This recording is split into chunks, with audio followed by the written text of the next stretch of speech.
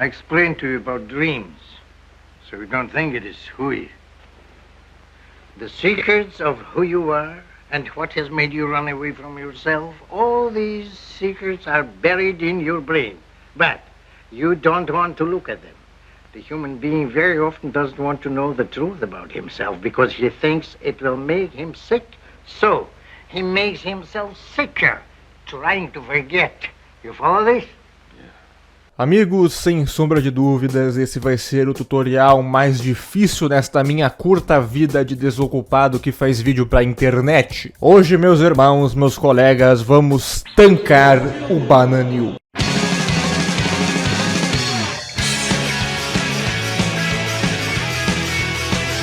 O Merdil, o Bananil, o Macaquil, o Bostil, hoje será tancado por mim, o irmão perdido do Simzinho. O Bostil não é para amadores, meus colegas. Mesmo com o que tá rolando naquele país lá caindo aos pedaços, a gente consegue superá-los no número de churrascamento de pessoas. E hoje eu, um mero terráqueo, irei explorar a fundo as mais vastas selvas e entranhas do planeta Bostil. Acabo de desembarcar em minha caravana que eu comprei em 5 prestações na Havan da Espanha, que de brinde me deu um GPS. Após desembarcar, me deparo com um ser que eu nomeei segundo a classificação científica como Pardos Extremos. Este que numa frequência semelhante a de um Pokémon não cessa de repetir a sua repetível frase "Ih, levei vantagem" diante dos demais símios das florestas bostileiras. Eu, como desbravador deste novo planeta, trago comigo a máxima do filósofo Leandro Carnal de que na vida há tempo de perder e há tempo de não ganhar. Em seguida, continuo adentrando neste planeta que ocupa um lugar único nas mentes e corações de toda a macacada que curte um turismo libidinoso. No Bostil, todos os anos, 30 mil pessoas são picadas por raparigas católicas de bobeira e com seu veneno são obrigados a vender até o seu precioso Celta para angariar a pensão. Se você não souber o que está fazendo, terá que lutar para sair vivo da selva. E eu estou indo para o centro dela.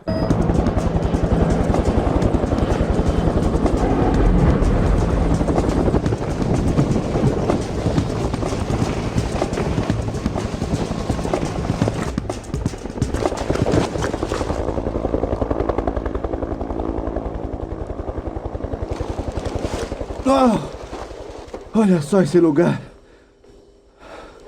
Isso vai ser um desafio. Bom, conforme eu adentro eu me deparo com um terreno mais íngreme, o que não facilita de forma alguma a viagem. É uma vista bonita de longe, porém muito perigosa de se aproximar. Sinto que é como se o mundo em torno de mim me vendesse uma promessa vazia. Eles constroem esses prédios florestais gigantes somente para vê-lo cair. Eu, no caso. Mas agora é hora de enfrentar isso face a face.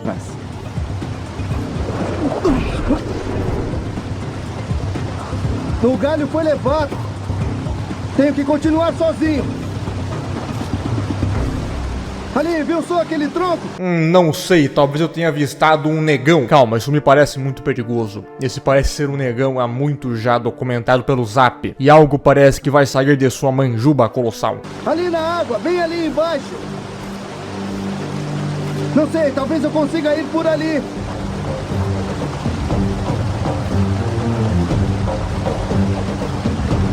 São centenas de litros de água caindo da cachoeira por segundo. A força é esmagadora.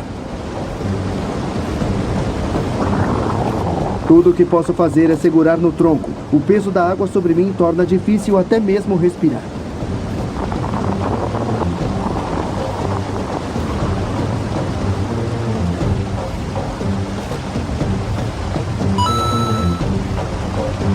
Descer foi uma aventura. E as cachoeiras podem ser implacáveis se você errar.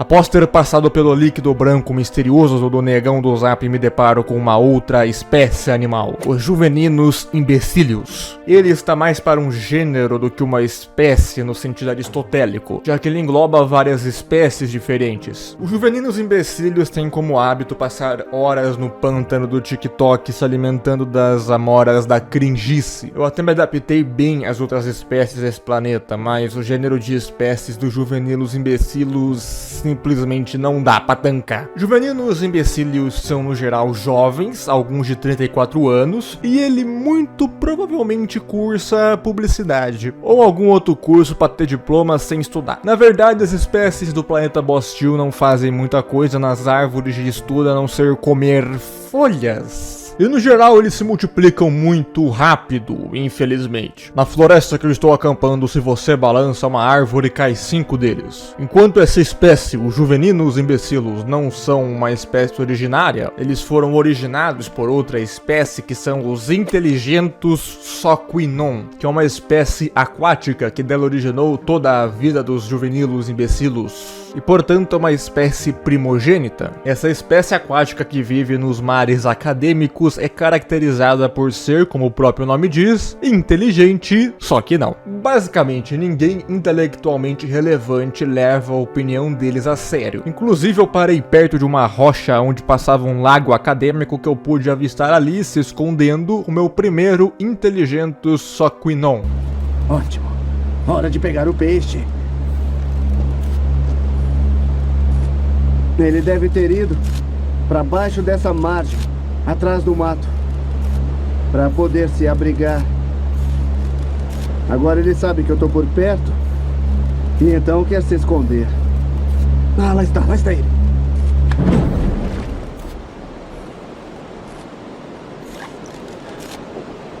Aê! Vem no alvo. Tem que tomar cuidado com essa parte aqui, ó. Esses filamentos. Tá vendo?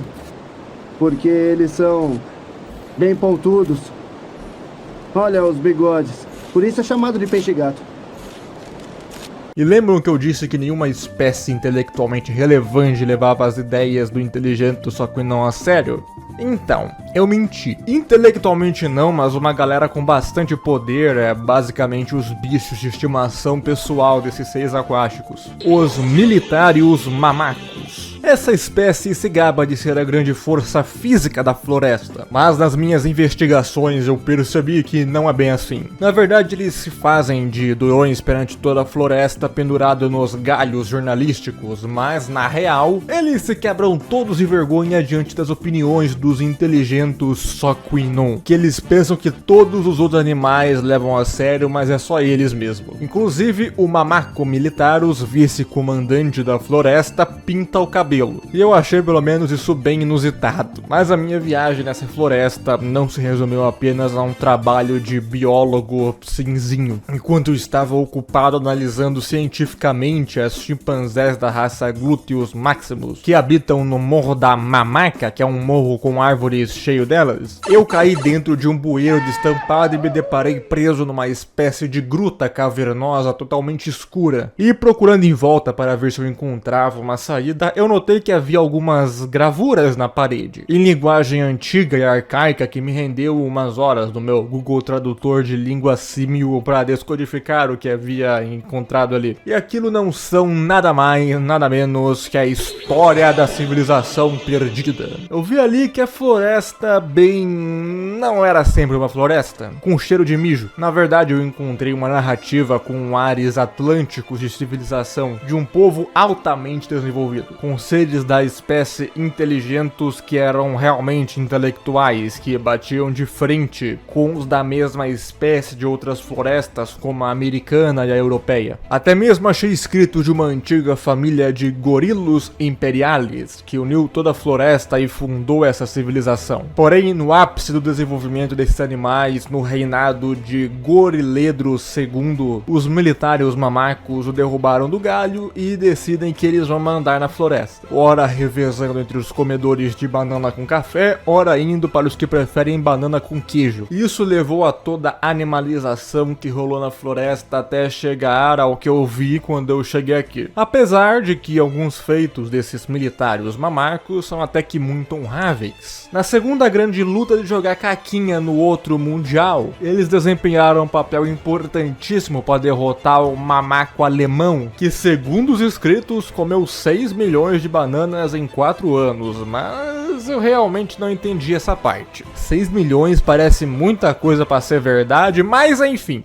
Com a situação atual da floresta que eu encontrei, eu não vejo como ela voltar de forma rápida ao que era nessa antiga civilização. No mínimo só depois de várias décadas, quase um século. Por isso eu fiquei me perguntando como os animais vão fazer para tancar a floresta Bostil até lá. E se é realmente possível esses animais pararem de jogar caquinha uns nos outros e entenderem sua situação real. E segundo o que se pode observar nas outras florestas que passaram por situações semelhantes a essa, eu constato que a primeira coisa a se fazer é muito isolamento. É fundamental que por um período os habitantes da floresta se isolem em seus galhos e ninhos para raciocinar através de livros e demais registros intelectuais. Primeiro de tudo, o que são eles, e depois o que é para ser essa nação e quais os seus problemas. Só lutamos por aquilo que amamos, só amamos aquilo que respeitamos e só respeitamos aquilo que conhecemos. Assim, alguns animais vão sair de seus lares e se encontrar na grande árvore Deku, formar uma intelectualidade que realmente sabe onde está pisando e o que está fazendo na história. E essa intelectualidade vai, evidentemente, primeiro fazer várias obras para formar o imaginário da nação, e segundo, servir de muletas para que alguns dos outros animais, pode até mesmo ser os militares mamacos, façam algo em relação à organização da floresta em si, para transformá-la em algo mais agradável para os seres que ali habitam. E logo após constatar isso, eu voltei para o meu helicóptero, até que bem rápido, porque estava começando a anoitecer, e os percevejos da raça Funk apareciam nessa hora e infestavam tudo. Mas eu percebi que apesar de algumas coisas desagradáveis que eu encontrei no planeta Bostil, existe algo por baixo que é bom. Depois dessa pequena expedição, eu realmente acredito que eu entendi e vi, pelo menos um pouco, do que aquelas antigas criaturas que fundaram essa civilização viram e o que eles realmente almejavam com tudo isso.